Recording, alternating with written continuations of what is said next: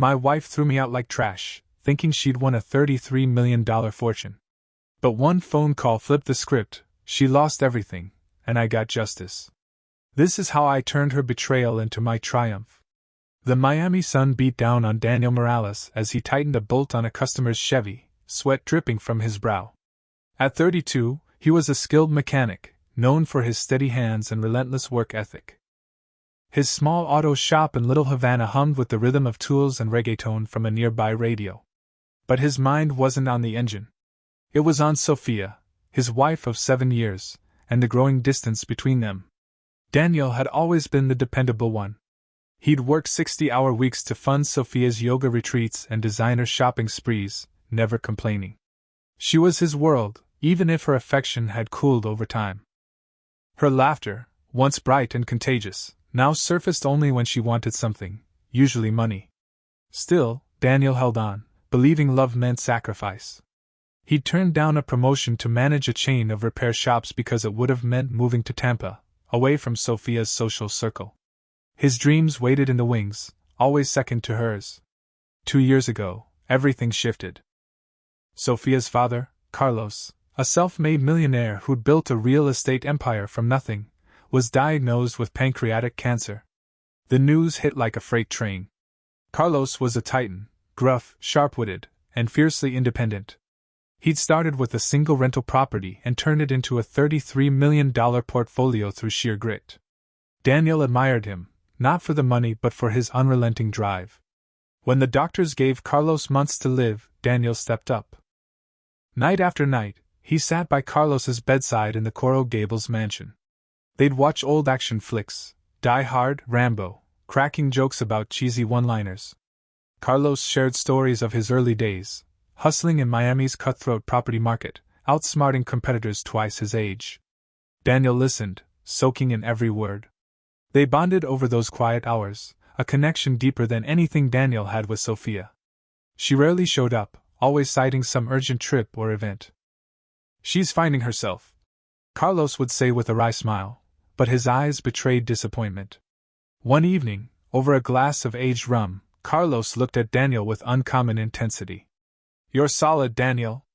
Better than most in this family." The words landed heavy, but Daniel brushed them off, blaming the rum. He didn't know then how much they'd mean later. When Carlos passed, Daniel expected the loss to shake Sophia. He knew grief's weight. His own parents had died in a car crash 5 years earlier, leaving him shattered. Sophia's response back then? A curt suggestion to get over it, so they could plan a vacation. He'd hoped Carlos's death would crack her polished exterior, force her to face what mattered. Instead, she treated it like a windfall. At the funeral, she stood dry-eyed, already mentally redecorating the mansion she assumed was hers. Days later, Sophia came home from the lawyer's office, practically glowing. "It's all mine," she declared, waving a stack of papers. The mansion, the money, Carlos's businesses, $33 million, hers alone. Daniel, still raw from grief, asked about the details. She waved him off. "Family business. You wouldn't get it." Her tone was sharp, dismissive, like he was an outsider. He didn't push, assuming his place as her husband didn't require a seat at the table. But Sophia changed overnight. The woman who once stole fries from his plate and teased him about his terrible dance moves vanished. In her place was someone cold, calculating. She started dropping hints, cutting remarks about his small life as a mechanic, how he didn't fit her new world. Her brother, Luis, was suddenly a constant presence, lounging in the mansion, whispering in her ear. Luis had always looked down on Daniel, calling his job grease monkey work. Now he smirked openly, like he knew something Daniel didn't. The breaking point came 3 weeks after the funeral. Daniel was folding laundry in their bedroom, a chore Sophia hadn't touched in years. She stormed in, her posture rigid, eyes like steel. "We need to talk." Daniel set down his shirt, his stomach twisting. Those words never meant good news. "What's on your mind, Sophia?" Her next words hit like a sledgehammer. "You need to leave. Find somewhere else to live. I don't care where." Her voice was flat, emotionless. "You're useless to me now." Daniel stood frozen, gripping the shirt. What are you talking about? We're married. We made vows. She laughed, a sound devoid of warmth. Vows? Those were for when I needed you. I don't anymore. I've got everything now. You're just in the way. Behind her, Luis leaned against the doorframe, his smirk wider than ever. The room spun. 7 years of marriage, years of late nights at the shop, skipped opportunities, and swallowed pride, reduced to nothing. Sophia, what's happened to you? He managed, voice cracking. Nothing's happened to me. She snapped. I've just outgrown you. Take this and go. She tossed a wad of cash at him, $300, like he was a beggar. That'll hold you until you figure out your next move. Daniel didn't argue. He couldn't. The betrayal was too raw, too absolute. He packed his life into 2 duffel bags and a cardboard box, photos, a few books, his parents' old wedding rings. As he loaded his beat-up Honda Civic, Luis watched from the porch, sipping a beer, his grin a silent taunt. Daniel drove off, the mansion shrinking in his rearview mirror, his chest tight with a mix of grief and rage. He ended up at the Sunset Motor Lodge, a dive off the highway where the neon sign flickered erratically. The clerk slid him a key to room 12 without a word. Daniel collapsed onto the sagging mattress, staring at the ceiling. The $300 sat crumpled on the nightstand, a cruel reminder of his worth in Sophia's eyes. He replayed her words, each one a knife. But something else gnawed at him, Carlos's voice, that night with the rum. Better than most in this family. Carlos wasn't a man who left things to chance. He built an empire with precision. Would he really hand it all to Sophia, knowing her reckless spending, her disregard for family? By dawn, Daniel's grief had hardened into resolve. He wasn't done yet. He grabbed his phone and dialed Javier Torres, Carlos's longtime lawyer. His hands shook as he waited for the call to connect. This was it, his last shot to uncover the truth, or confirmation he'd lost everything. Daniel Morales sat on the edge of the lumpy mattress in room 12 of the Sunset Motor Lodge, the hum of a flickering neon sign outside his window cutting through the early morning silence. The $300 Sophia had tossed at him like alms for a stranger lay scattered on the nightstand, each bill a reminder of her betrayal. He hadn't slept. His mind churned with memories of 7 years poured into a marriage that ended with a single, venomous command, leave. But something else burned hotter, a nagging doubt about Carlos's will. The man who trusted Daniel with his stories, his rum, his truth, would he really leave his empire to Sophia, who treated money like confetti?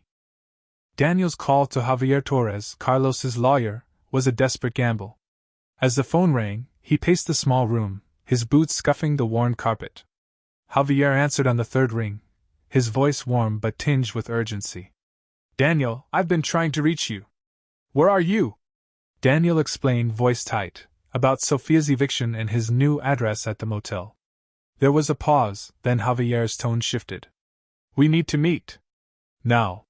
Can you get to my office by 9? The drive to Javier's downtown Miami office felt like a countdown. Daniel's Honda rattled along the highway, weaving through morning traffic as his thoughts raced. Sophia's smug certainty at the funeral, Luis's constant presence, the papers she'd waved but never let him read, it all felt orchestrated, like a play he hadn't been cast in. He parked outside Javier's building, a sleek tower that screamed old money, and stepped into the air-conditioned lobby, his work boots out of place on the polished marble. Javier greeted him with a firm handshake, ushering him into an office lined with legal books and framed certificates. Sit, Javier said, pulling a thick folder from a locked drawer. Sophia told me you'd left town. Said you wanted no part of the estate. Daniel's jaw tightened. She kicked me out, Javier. Said I was useless. I've been 15 minutes from here, sleeping in a motel. Javier's eyes narrowed, and he leaned forward. That's what I was afraid of. Let's talk about Carlos's will.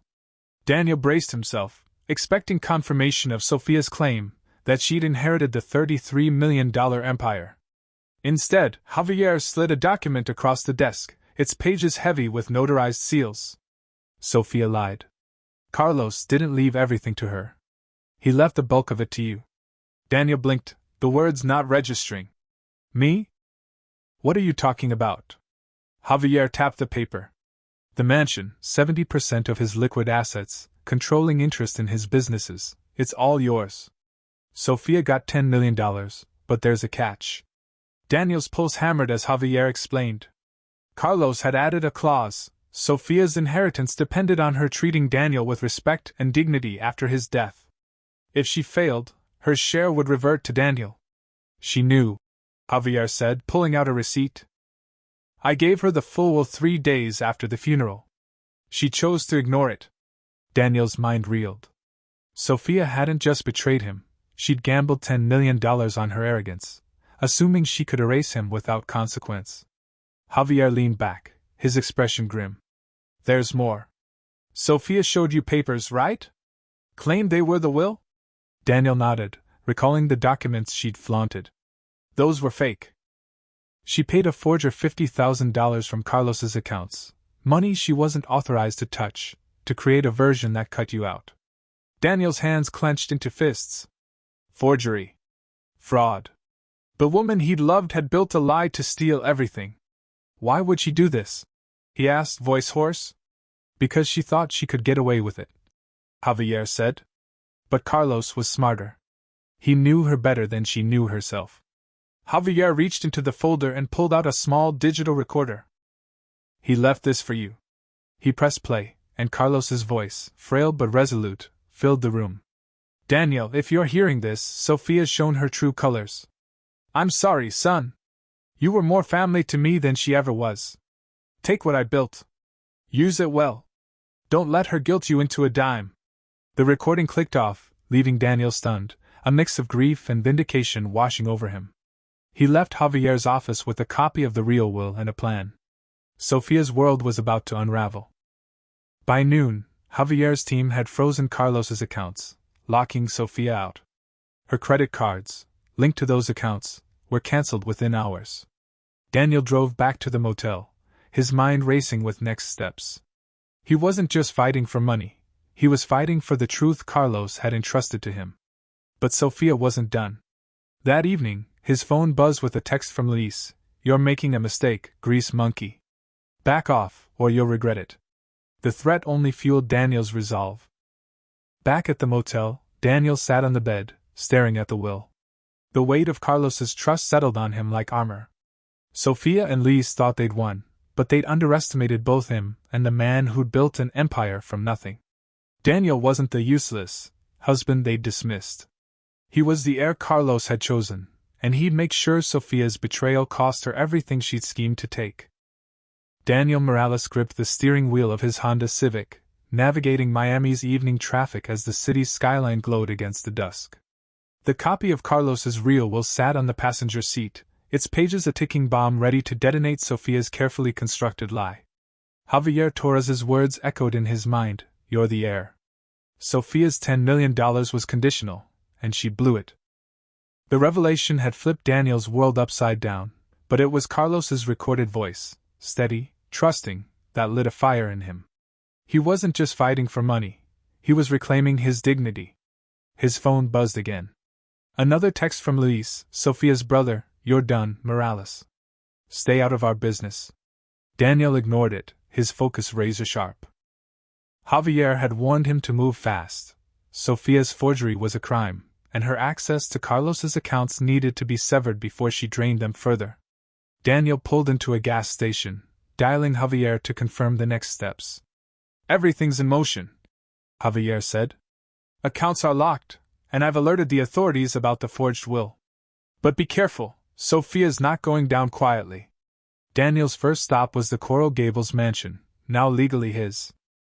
He parked in the driveway, the weight of the new keys in his pocket grounding him. The house loomed in the twilight, its windows reflecting the last streaks of sunlight. He didn't enter yet, too risky with Sophia still inside. Instead, he called Javier again, who connected him with Agent Maria Martinez, an FBI contact who'd worked with Carlos. Mr. Morales, Martinez said, her voice calm but authoritative. We need to talk about your father-in-law. At a diner off the highway, Daniel met Martinez, a no-nonsense woman with a badge clipped to her belt. Over coffee, she revealed a bombshell. Carlos had been a cooperating witness for the FBI for 2 years, helping dismantle a money laundering network tied to a South American cartel. His businesses, legitimate on the surface, had been used to gather evidence, earning him $2.3 million in consulting fees. Sophia's spending spree tapped into those accounts illegally, Martinez said. Her forgery's just the start. We suspect she and her mother, Elena, are planning to liquidate assets before we can act.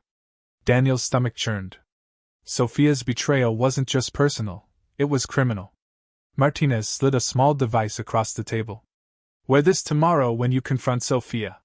Get her talking about the will, the money, anything incriminating. We'll handle the rest. Daniel nodded, slipping the wire into his pocket. The plan was set. He'd return to the mansion, face Sophia, and let her own words bury her.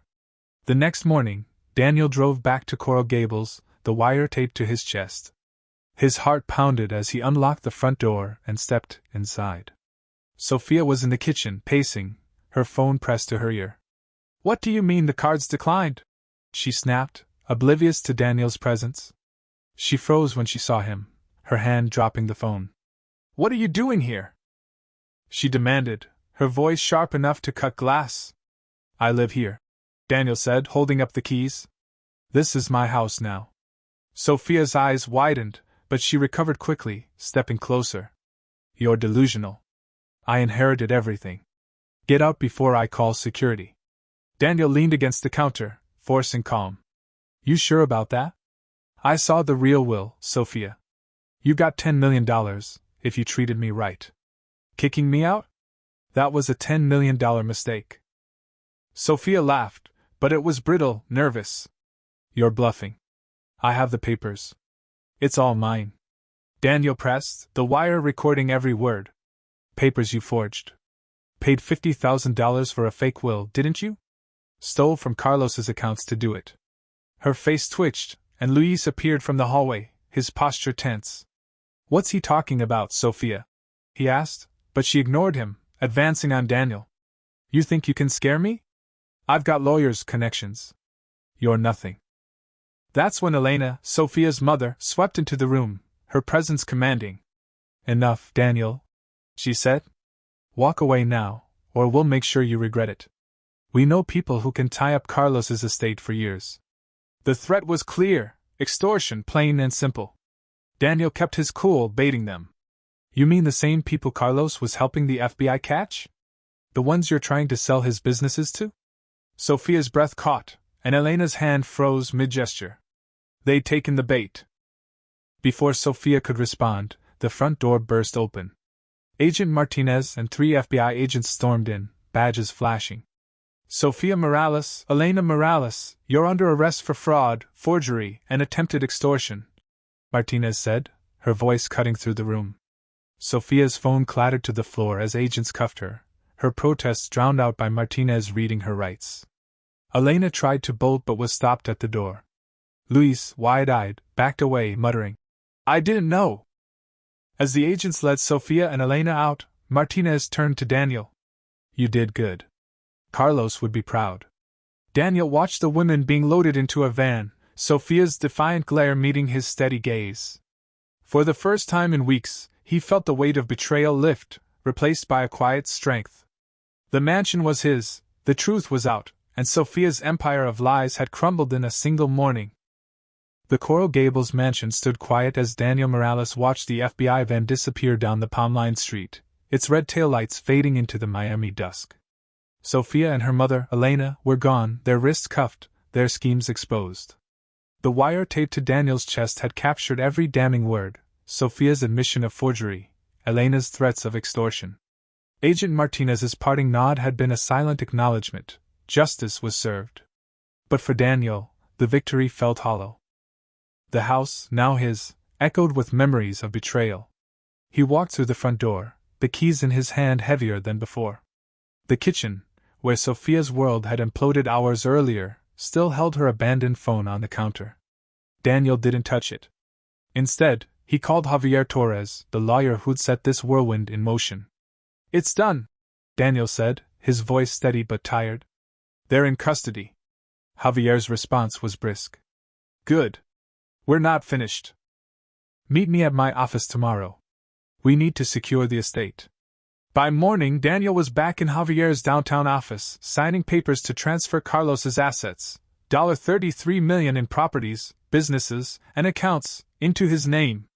Javier worked with surgical precision, ensuring Sophia's illegal withdrawals were flagged.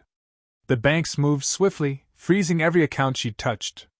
Her credit cards, tied to Carlos's funds, were voided by noon. Javier handed Daniel a tablet showing real-time updates. Utility bills for the mansion reverted to his name, business holdings locked under his control. She's got nothing now, Javier said, a hint of satisfaction in his tone. Daniel drove back to the mansion, his mind racing. The FBI had uncovered more than just Sophia's forgery. Agent Martinez called with an update. Sophia had tried to sell one of Carlos's legitimate businesses to a shady buyer, unaware it was a front for the same cartel Carlos had helped dismantle. Her greed had led her straight into a federal trap. She thought she was playing chess, Martinez said. But she was out of moves the moment she faked that will. Daniel listened, the pieces falling into place. Sophia's arrogance had been her downfall. Back at the mansion, Daniel found evidence of her unraveling. Half-packed suitcases littered the master bedroom, as if Sophia had planned to flee with whatever she could carry. A laptop, left open, showed frantic emails to offshore accounts, her attempt to siphon more funds before the feds closed in. Daniel handed it over to Martinez, who added wire fraud to Sophia's growing list of charges. The scale of her deception stunned him. This wasn't just about cutting him out, it was a calculated plan to erase him from Carlos's legacy. Meanwhile, Luis, Sophia's brother, vanished from the scene. His earlier threats had evaporated, replaced by silence. Daniel learned from Javier that Luis was scrambling to cover his own tracks, his side ventures tangled in dubious loans. Without Sophia's promised wealth, his bravado crumbled. Daniel felt no pity. Luis had cheered his sister's cruelty, relishing Daniel's humiliation. Now, he was just another loose end. The fallout spread beyond the family. News of Sophia's arrest hit Miami's social circles like a shockwave. Friends who'd once fawned over her at galas now distanced themselves, their loyalty as fleeting as her fortune. Daniel fielded calls from Carlos's old business partners, some offering support, others probing for weaknesses. He rebuffed them all, determined to protect what Carlos had entrusted to him. The mansion, once Sophia's stage, felt like a fortress he was duty-bound to defend. Martinez visited later that week, bringing files from Carlos's FBI work. "Your father-in-law was a hero," she said, handing Daniel a report. Carlos's cooperation had led to 17 arrests and $347 million in seized assets, crippling a network of launderers and traffickers. His consulting fees, earned through covert meetings with dangerous players, were now part of Daniel's inheritance. "He trusted you to carry on," Martinez added. "Don't let him down." Daniel spent nights poring over Carlos's business records, learning the scope of his empire. The real estate portfolio spanned Miami's hottest markets: condos, hotels, commercial spaces. Managing it felt daunting, but Daniel saw it as a challenge, not a burden. He wasn't the grease monkey Sophia had mocked. He was the man Carlos had chosen, and he'd prove it. Sophia's final blow came in a desperate letter from jail, delivered a week after her arrest. She pleaded for forgiveness, claiming she'd been misled by Elena, that she still loved him. Daniel read it once, then tossed it aside. Her words were as empty as her promises. The $300 she'd thrown at him was now framed on his desk, a reminder of her cruelty and his resilience. Elena, too, sent letters, alternating between bribes and veiled threats. Daniel forwarded them to Martinez, each one tightening the noose around her. As days turned to weeks, Daniel settled into the mansion, reclaiming it as his own. He hired a manager to oversee Carlos's businesses, ensuring they ran smoothly while he planned his next move. The weight of betrayal lingered, but so did Carlos's voice: use it well. Daniel wasn't sure what well meant yet, but he knew it wasn't about revenge. It was about building something Sophia could never touch, a legacy of purpose, not greed. Daniel Morales stood on the balcony of the Coral Gables mansion, the Miami skyline shimmering in the evening haze. 6 months had passed since Sophia and Elena's arrests, and the chaos of their betrayal had settled into a new rhythm. The $33 million empire Carlos entrusted to him was now Daniel's to steward, but it wasn't the money that drove him. It was the chance to honor a man who'd seen his worth when his own wife hadn't. The framed $300, Sophia's final insult, hung in his office, a quiet reminder of the life he'd left behind. Sophia and Elena faced justice in a federal courtroom. The judge sentenced them to 18 months each for fraud, forgery, and extortion, with Elena earning an extra 6 months for obstruction after trying to bribe a witness. Their guilty pleas spared Daniel a trial, but the evidence, his wire recording, bank records, and Sophia's forged will, was ironclad. Letters arrived weekly from both, filled with apologies and promises of change. Daniel never responded. Their words rang hollow, drowned out by memories of Sophia's cold dismissal and Elena's threats. He sent the letters to Agent Martinez, who used them to monitor for further schemes. Daniel turned his focus to building something meaningful. Inspired by Carlos's integrity, he launched the Carlos Morales Foundation, dedicated to helping families betrayed by greed. The foundation's office, set up in a modest Miami storefront, buzzed with activity. Daniel hired a small team, lawyers, counselors, and investigators, to assist victims of financial manipulation. In its first 6 months, they'd handled 34 cases: a widow whose husband hid assets during a divorce, a retiree conned by a predatory caregiver, a young man cut out of his parents' will by a scheming sibling. Each victory felt like a step toward healing, not just for them but for Daniel. He threw himself into the work, learning the intricacies of Carlos's businesses to fund the foundation. The real estate portfolio, hotels, condos, and commercial spaces, generated steady revenue, but Daniel wasn't content to sit back. He met with tenants, streamlined operations, and reinvested profits into community projects, like affordable housing in Little Havana. His days as a mechanic informed his approach: fix what's broken, keep it running, no shortcuts. Business partners who'd once dismissed him now sought his input, impressed by his hands-on leadership. Agent Martinez became an unexpected ally. Over coffee at the same diner where they planned the sting, she shared more about Carlos's covert work. His 2 years with the FBI had dismantled the cartel network, saving countless lives by disrupting trafficking and laundering operations. The $347 million in seized assets was only part of the impact. 17 key players were behind bars, their empires in ruins. "Carlos saw you as his legacy," Martinez said, handing Daniel a photo of Carlos at a charity event, shaking hands with a grateful family. "He knew you'd do right by it." The foundation's success drew attention. A local news outlet ran a story on Daniel's work, highlighting a case where they'd recovered $200,000 for a single mother swindled by her ex-husband. Calls poured in, and Daniel expanded the team, training volunteers to spot signs of financial abuse. He spoke at community centers, sharing his story, not for pity, but to show others they could reclaim their lives. "You're not what they call you," he'd say. "You're what you do next." Luis, Sophia's brother, faded into obscurity.